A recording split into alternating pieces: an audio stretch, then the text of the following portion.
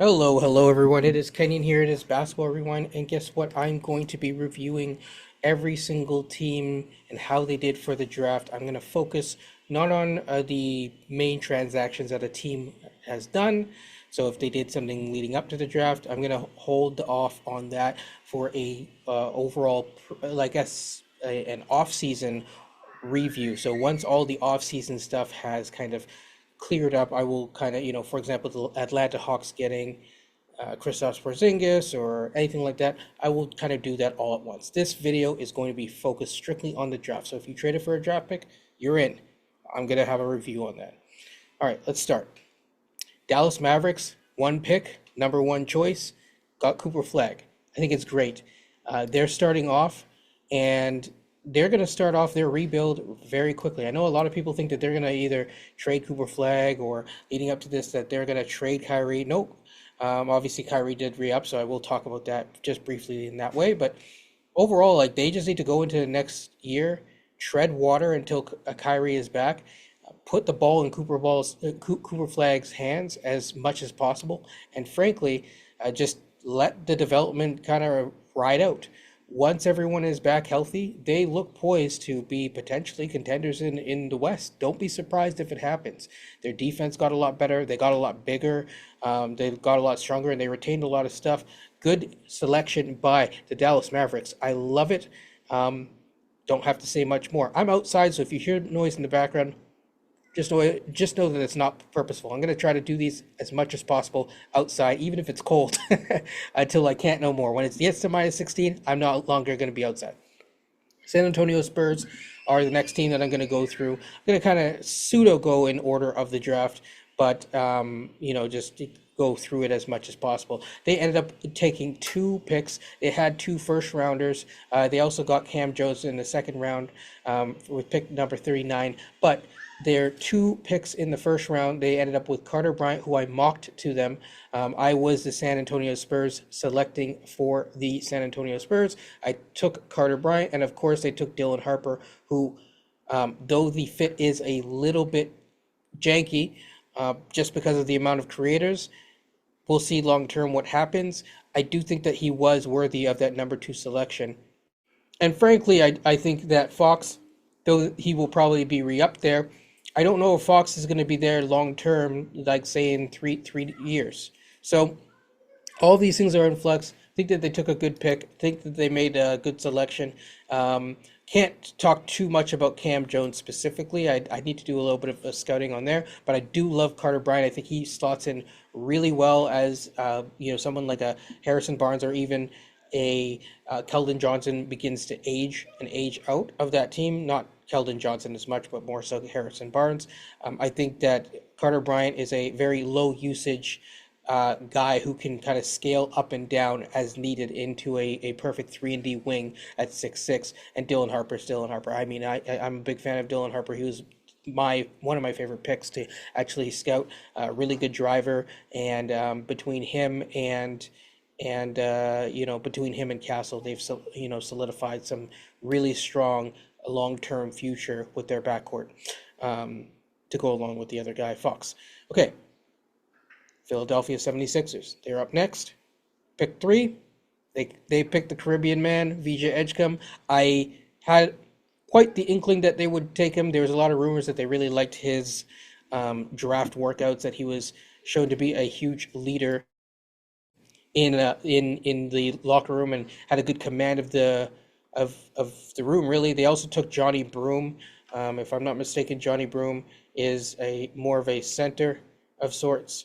And so the thing that is great about them taking Johnny Broome is, they basically get a little bit of Embiid insurance. Not perfect Embiid. They just lost Yabusele. I'm gonna mix up Yabusele and Kabengele, but they basically their backup, one of their backup center slash front court players, they just lost, and they were probably going to lose just because of the money aspect. And so getting Johnny Broome, I think is an excellent way to kind of go along with VJ Edgecombe, and basically build a sort of a shadow team of sorts. Again, Johnny Broom is, you could say he could be a center, he could be a forward. He's 6'10", 235. He's a big boy, and I think he's going to do really, really well. Um, Moving along, Charlotte Hornets, first round. I think that they reached a little bit high and they could have traded back. And I think that as rumors have come out, I guess they didn't really trust Ainge, but there was the notion that, say Ainge would take Khan and then they would flip for their guy. That didn't end up happening. They didn't trust it. They took Khan Knippel. They've clearly, being in Charlotte, North Carolina, have had a very long, hard look at Khan, know what he has to bring. And frankly, again, a guy who is very scalable at different usages, good playmaking for when I think LaMelo is not necessarily always going to be healthy in the front in the starting lineup. You at least get to have someone who can maybe not have a true point guard skills. He's not a point guard, but have some sort of semblance of offensive initiation skills that are good enough to run pick and pop with different guys. Of course, they traded out their center in Mark Williams for future picks and just picks in general. But they still got Ryan Kalkbrenner, the best center overall in college in terms of from an award standpoint this year. Not necessarily the best prospect because he's an older prospect, but yeah, and they got Zion James, so they filled up the center stock, cupboard as you will. So for them, I think it was a great draft. Again, I'm not really necessarily giving out grades, but I think that this was a really strong draft for them. And I think that they should be very happy with what they got, actually. um, Utah Jazz, Ace Bailey. A lot of buzz about Ace, a lot about buzz about Ace falling. That stuff was true. This goes to my point about teams that kind of pseudo or half tanked. Um, if you There's always someone that falls, and then you look back and you're like, that person shouldn't have fallen. Obviously, it has to do with the representation and how they handled that. They basically tried to get him to where they thought that he wanted to go, and would have a chance at potentially starting. I'm fine with it to an extent. I think there's a way that you go about it. I don't like the whole if it's true that they're trying to charge people for interviews. I really don't like that. But I don't mean but interviews like going on like podcasts and stuff like that. But if there's any validity to that. But in terms of them getting to where he needs to go, I don't mind prospects doing that. I'm going to talk about that more in the future. I really don't have an issue with it. I think that it's a lot of the times it's overblown, and to an extent, as a player, you only have so many chances to be able to kind of figure out where you're going to go. So obviously that really high upside pick. I think he will need some seasoning just from kind of a becoming the shot selection long term. But those are fine, and I think Utah is not necessarily poised to be like amazing right away. So there's not that pressure on him to succeed right away. And he's a big time shot making guy. He's 6'7.5", 6'8" or whatever. He's like it just he is what he is. He's really solid, and I think is a good pick for the Utah Jazz. I can't say it's a steal because he was supposed to go top three or top four, but solid pick. They also got Johnny Tonje. I'm sorry if I'm pronouncing that wrong, but yeah, he's from Omaha, Nebraska. Originally played out of I believe Colorado State, Missouri, and Wisconsin. So he's been a senior for a while. He's an older guy, but he's like a play-ready kind of guard. They needed a guard, to be honest, long term. He's a big guard, 6'5", but they needed a guard coming out of this, even though he is the 53rd overall pick or whatever. So it's not super early in the draft and in its entirety. I think that they're looking at it at this Sexton and Sexton and one of their other guards is probably out. Clarkson. Long term, you need to have some sort of person in your pipeline and someone that is in your pipeline that can initiate offense better than Keontae George. Keontae George can get his own offense, but he's not necessarily a point guard. So again, solid draft so far. I think most of the picks have been really solid, and I can't really complain, and I understand it. Washington Wizards. They had traded away Jordan Poole for a shorter term CJ McCollum. Don't know if CJ McCollum is going to stay. They have a lot of veteran guards. Some of those are going to stay. Some of those are going to be on the move. But a lot of those are, at least two of those guys are on expirings.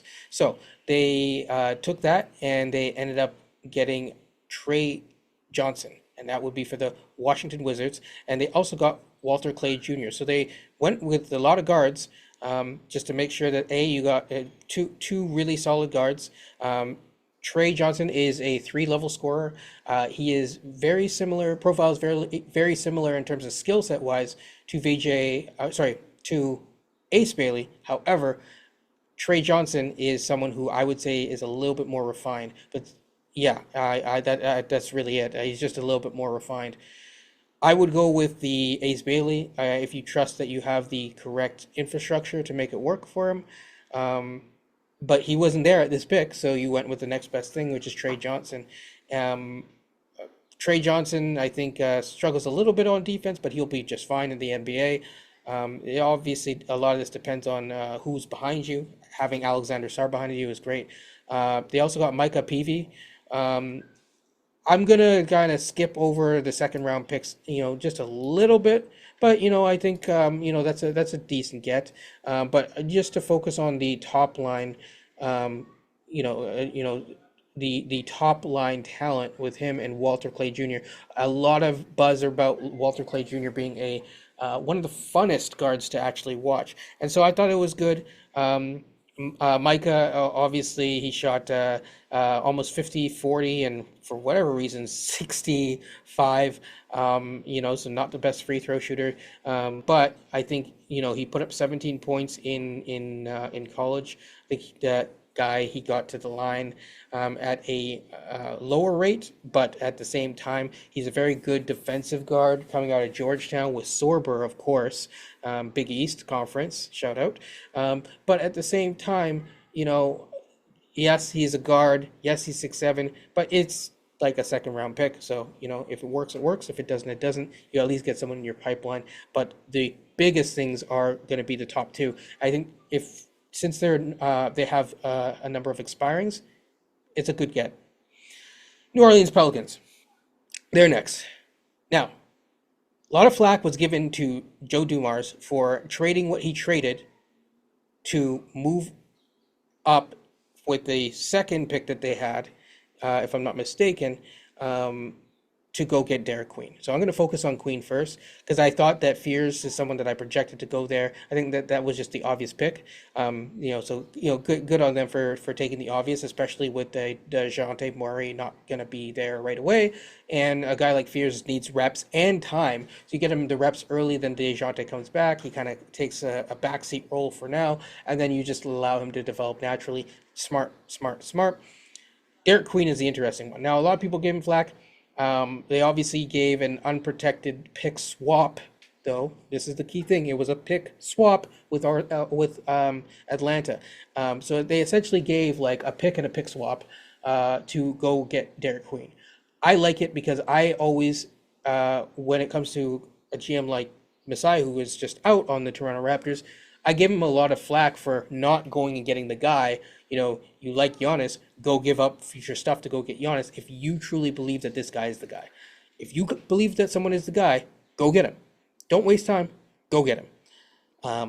It's just as simple as that, honestly. At some level, you have to, if you trust your scouting and you've liked what you have, then yeah. And of course, Derek Queen talking about beating on people and stuff like that last year. So he's going to go beat on them again. I love it. I love the tenacity. I love the attitude that he brings. He is a real big self-believer. And, you can't hate on the pick. I really do love it. Okay. New Orleans, I love both picks actually, and it really does set them up nicely for the future, whatever happens with Zion. So, one other thing, he'll pair nice to Misi as well. Brooklyn Nets. I'm gonna skip Addo. I think he was a solid second rounder, but I'm gonna focus more on the first round picks. They have 5 first round picks. Now a lot of people are like, "What in the world is going on?" They are in a full rebuild mode, and they are going for the highest upside swings. I heard that Yegor was having a incredible just incredible workouts everywhere he went, and was really impressed. It made a lasting impression on a lot of people long term in a lot of different organizations with how he has worked on his shot since the season ended. I think they are looking at Cam Thomas as a guy that cannot run an offense, but who can put the ball in the hoop. He can score buckets for sure. He's a bucket getter. But you need someone who can put the ball in the hoop. And I think that they realize that someone like a Giannis, they're probably out on. One of these big swing moves right now, they're probably out on. They have a lot of picks. They're starting the rebuild. And what better way to start the rebuild? I mean, there are ways that they could have consolidated some of these picks, but what better way to start this rebuild than to go get a whole bunch of picks and just see what pops? So it's a lot of swings. I think some of these may not pan out. Some of these will pan out. That's why they got at least 2 point guards in Yegor Demon and Nolan Traore. I covered the Versus episode for Draft Talk in them. Go check that out. It might be in the description below. So if not, just go and you will find it. But really good, fun episode. And, honestly, shout out to the Brooklyn Nets fan who saw it and gave me a shout. They got Drake Powell. I think Drake Powell did a lot of things that Carter Bryant did. I think his defense is a little bit better. I think he showed that he could score a little bit more, but he did not have the best year. He actually fell back at times, almost to the second round. So I'm glad to see that he actually got a chance early on. Of course, I got Ben Sheriff, who did really well. Noah Asenge's teammate. I think he really did well in the German league this year and was just strong. I think he's a very NBA ready prospect. We'll see how he handles the NBA size, but I think he's an NBA ready prospect. Of course, more of a shooting guard than anything, but a bigger one. And he can definitely, maybe long term project to be a 3-and-D prospect if all things pan out. Danny Wolf is the final one. He was sweating, he was worried, but in the end, he did get picked in the first round.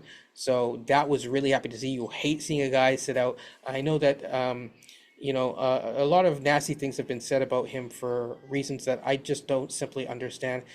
This guy he's got some skills. I think there was the notion, his mom came out and said that they thought that they were going to get picked by the Raptors. And I had some intel that was telling me that could have been a possibility. A little bit high at, number 9. But I think as a overall prospect, I think Danny Wolf is actually pretty solid. And he projects to be a guy who can kind of play make a little bit. He can do as a bigger prospect, he can operate in the pick and roll, as a ball handler. And there's a lot of interesting things that I think that he can do with the ball. He's going to be an interesting prospect. I'm going to call all these guys prospects because they have not played a moment in the NBA. Next, Toronto Raptors. Oh, by the way, Brooklyn Nets. As much as the Nets fans, Brooklyn fans booed most of the picks or were like, what the heck? You know what? I think you guys actually got a few decent options. And I think you will see some guys, pop from that. This is the beginning of a rebuild, and we'll see what's next for you guys. Toronto Raptors are next. Okay, so number 9 and number 39. Elijah Martin, number 39. Really tough, gritty guard. They ended up getting Chucky Hepburn and a couple other guys in the undrafted part of this type of segment of the season. They also got Colin Murray-Boyles. I'll talk about just the guard situation. They just re-signed Garrett Temple. I don't expect him to take any minutes, but it does feel like as much as he is bringing some sort of locker room presence and veteran leadership, I almost pseudo babysitter style. I do have to give credit where credit is due. Elijah Martin, I think, is a little bit of a beast. However, if I am Jamal Shed, I'm looking over my shoulder, and my job and my situation, my position as a backup is not set necessarily. So I do have some concerns just fit wise, but the picks individually in a vacuum, I think, are good picks. That includes Colin Murray-Boyles. I did a post-draft thing on Colin Murray-Boyles. Definitely check him out. I think he is going to shock people with how good he is, but was he picked by the right team to put him in a position to succeed? As of today, no. He does not fit Barnes. Barnes does not fit him. And if you put Ingram, Barnes, him, and like a Mobo lineup with like Pirtle or something like that. It's a solidly big lineup that's switchable and whatnot, but it's also a lineup that puts a lot of pressure on like one guy to create for a lot of other people, and that would be Ingram. And so um, we'll see. It's early yet. Um, I don't. I if I were grading it, I would not give them a B, maybe a B minus at best, maybe even a C plus, because the fit of it all is not great. But in terms of the prospect, I think he's a pretty solid prospect, and I like him. I think I didn't realize I've been saying this, but I didn't realize that Blake Murphy had said it. I see him basically, yeah, highest upside, maybe Paul Millsap. Paul Millsap was like a multi-time All-Star, all defensive guy. I think he's solid. He's really solid. I like it. This pick was pretty controversial though. Raptors took a long time. I think that there was some debate on who to pick. There was talk that they might have wanted Malawatch instead. Um, you could argue the ceiling factor with both of them. You can't argue shooting with either in with any reasonable way. But yeah, I think the Raptors got a good one. So A for prospect, but almost a failing grade for or maybe a failing grade for fit. But we will see. It's early in the season, so stay tuned on that one. But I do like him as a prospect. Also, people, do not boo the picks. Do not go to their social media. Do not harass these people. They just got selected, and like a lot of them are happy to be in the NBA, happy to be in your city. So welcome them with open arms. And whether you like the picks or not, you root for them at some level, not in a cultish way, but root for them because you want them to succeed. Because that if they succeed in any way, shape, or form, it's better for your franchise as well. 9 times out of 10. Okay, Phoenix Suns. Well. With all the moves that they recently made, they got exactly what they were looking for, which is came on Malawatch out of Duke. Really good. They also got Rasheer Fleming, so they've moved up for Fleming. Love that. Really good pickup with that. And Alex Tui.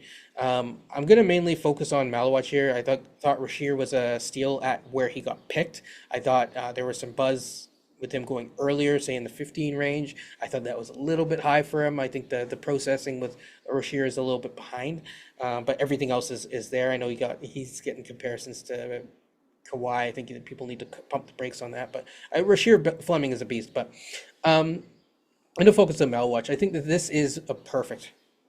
They recently made a trade. They got Jalen Green, who they are, at least for now, planning on keeping and seeing what happens. They have Devin Booker. I mean, they just need a point guard now, and they can go get one now that they're no longer in the second apron. And they still have moves to make. If they have a point guard, getting Malawatch to screen for the two guys that I just talked about, and rolling, because he's a really good rolling guy, not necessarily like a lob threat, but he's a really good rolling big with decent footwork. He's raw in a little ways because he just started playing basketball more recently, but I think he projects to be very interesting, especially on that team, which will give him a lot more spacing and an easier time getting shots. I'm interested to see what happens. Going to be a lot of fun. Really good, and a good start for Phoenix Suns. So, yeah, my stamp of approval. Cedric Howard, love it. He ended up getting traded to Memphis, so that was the interesting thing. So Cedric Howard to Memphis is great. They now have Cedric Howard, Gigi Jackson. I like Gigi Jackson, but he keeps getting hurt. And Cedric Howard is a little bit of an older prospect, but profiles actually somewhat similarly, just from a shot diet profile. I think Cedric Howard is a little bit better. I mean, he only played 6 games this year, but he had played two years before that. I think he projects to be better at processing the game early on. I think that's the best way that I can put it. But yeah, for Memphis, I thought that was, good job. I love it. So yeah, Chicago Bulls, Noah Senge, he fell. Good job. I think from what I'm hearing from out of the Bulls, where Patrick Williams, I mean, it's clear just watching it, but that Patrick Williams has not had the best time there. Um, I think that this gives them a long-term option to kind of bet on at that forward spot.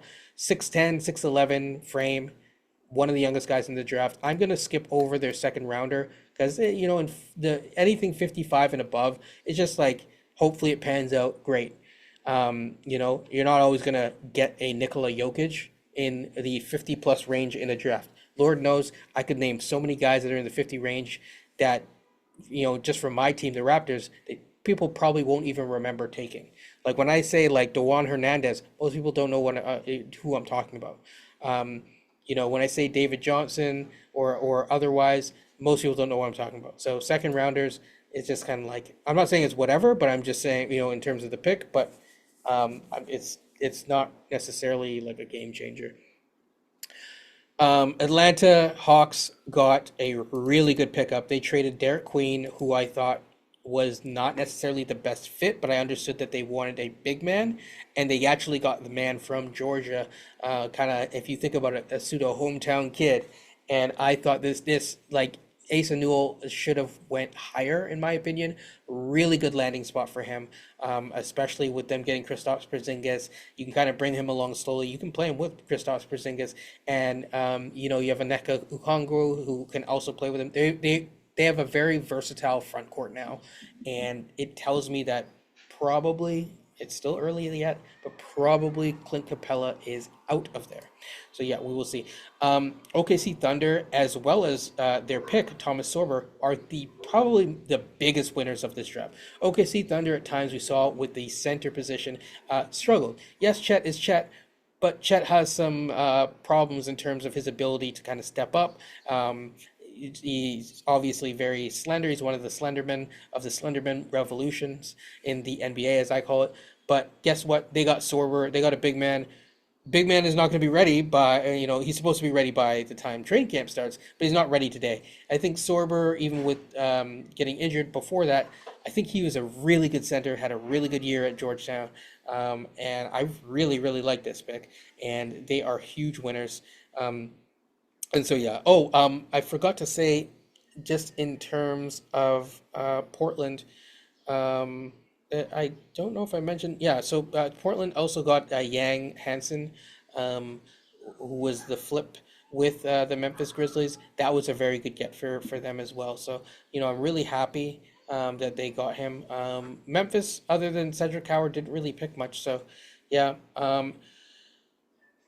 Minnesota, I believe they got two guys. I don't have it here, but I think they eventually got the tall guy, Zakarski. Um, but in terms of the first round, they got Berenger from I think he played in France. One of the most athletic bigs. I think long term, you're locking into your front court for now with Randall and Naz Reid, who they just re-upped. I think if you're looking long term, Rudy Gobert, while he re-upped for cheaper on an extension, he's still making over $30 million, and they probably long term want to get cheaper or use that salary to flip out into something else while maintaining their defensive presence and flexibility. And to be honest, someone who, from an offensive standpoint, with both of those guys, can fit next to Naz Reid, but also provide a little bit more than Rudy Gobert provides. Miami Heat won.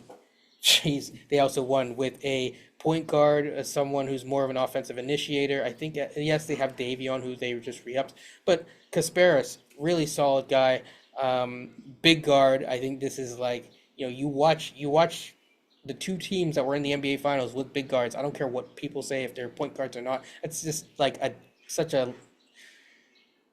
it's a different type of conversation. I think it's not really centered on what's happening.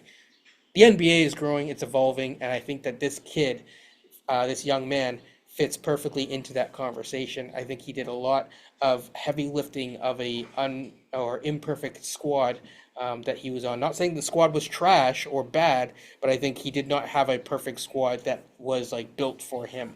And I think him next to Tyler Hero opens up a lot of things for him. And also him being able to play with a guy like Khalil Ware is also great because he needs a really a big that can kind of do a little bit of pick and pop, which Ware can't do. Boston Celtics are next. They got Hugo Gonzalez. I love that pick. I really, really do love that pick. I thought that that was a really good get for them. I'm not going to talk about Max Shukla. Again, 57th pick. They did get Noah Penda, but those rights were traded away. So we will skip on that. But yeah, I thought that he's a good, especially with Tatum out. I think he's a really good bet on the future. Did not have the best year, but at one point was like a top 10 projected guy. And, um, at the end of the day, I think he has all the tools to be able to succeed as a really good defensive uh, wing who can kind of do a little bit of everything, do a little bit of playmaking, do a little bit of scoring, just a little bit of everything. But that's more long term. And with a year that's coming up like the Boston Celtics are slated to have, I like it. Noah Penda ended up on the Orlando Magic. They get bigger. They get another wing. Solid pro. Love it. Maxi Reynaud went to the Sacramento Kings. I might, if I'm missing someone, please comment below. So very sorry about this, but yeah. Jace Richardson was also picked up by the Orlando Magic. I love this. It provides a backstop in case Suggs gets repeatedly injured. They just traded out Cole Anthony. They get a little bit of shooting and a solid guard without taking away from the lead guards in Suggs, standing. They have Desmond Bain. They also got Abari Williams. Like they just got good dudes, honestly. So at the end of the day, sorry about the noise. But yeah, at the end of the day, I thought that Orlando Magic did good. A lot of these teams like drafted, I think, pretty well. I don't really have a lot of complaints or a lot of like feedback. I mean, like the Golden State Warriors, they only had second round picks, so like you just do what you can with that. They're still trying to like do what they can. The Knicks forfeited their draft pick because of tampering. Just leave that there. Knicks gonna nix it sometimes. I thought the kid from Sweden. I won't pronounce his name properly, so I'll just say Nebuchadnezzar. As a biblical slash Matrix reference. But he got picked very high up. I think his first name is Yannick Conan Niederhauser. There we go. But for now, I'll just call him Nebuchadnezzar until I truly learn how to pronounce his name. But really good backup for the Clippers. The last guy picked in the first round. He's so tall, he was almost hitting like the exit signs on the way out to shake the commissioner's hand. And so, yeah. And then, of course, the Ado Thiero, he was obtained by the Lakers. So, yeah, I think that's like overall the how each of the teams more or less performed and did. I thought, obviously, Houston Rockets, they made the trade for KD, so they don't really have any picks that are involved. And they don't need any picks because they just got their offseason more or less done with starting to lock guys up and figure out their stuff financially. So, yeah, that's about it. Really, really good overall draft. I'm not ready to kind of give grades yet because I have to see how all the teams kind of work out. But I guess my lowest grade right now, is just from a fit standpoint, would be the Raptors. But I think most of the other teams did a good job of balancing the position that they're in right now and the long-term future upside. And so, yeah, we'll just see how the different teams pan out. If you like these kind of shorter-term, quick-hitting, fast, punchy things, like, comment, and subscribe. I will try to chop some of this up for short content as well. So definitely check out the shorts, give those a like, and hopefully you like this content. I'm going to keep doing it. I like doing this content, so there is that. And yeah, peace. And if there's anyone that I missed, comment down below. If you have any questions or any thoughts, whether it's acquisitions or, here's a good question. What team did you think did the best, or that you thought took a guy that you thought, I really like that. Again, I'm not here to like dunk on if a team did a wonky pick, it's a wonky pick. If I didn't think that Malawach, who, by the way, wanted to play for the Phoenix, he wanted to play, period. That's what it was about. He didn't actually, from what I have heard, my intel told me that he did not actually try out for the Raptors, which told me that and it was based on his agent saying, we want you to be somewhere where you're going to start either now or in the future. A team like the Toronto Raptors, where they're really talking about Pirtle, they are not going to be investing in Malawach in a way that is going to work.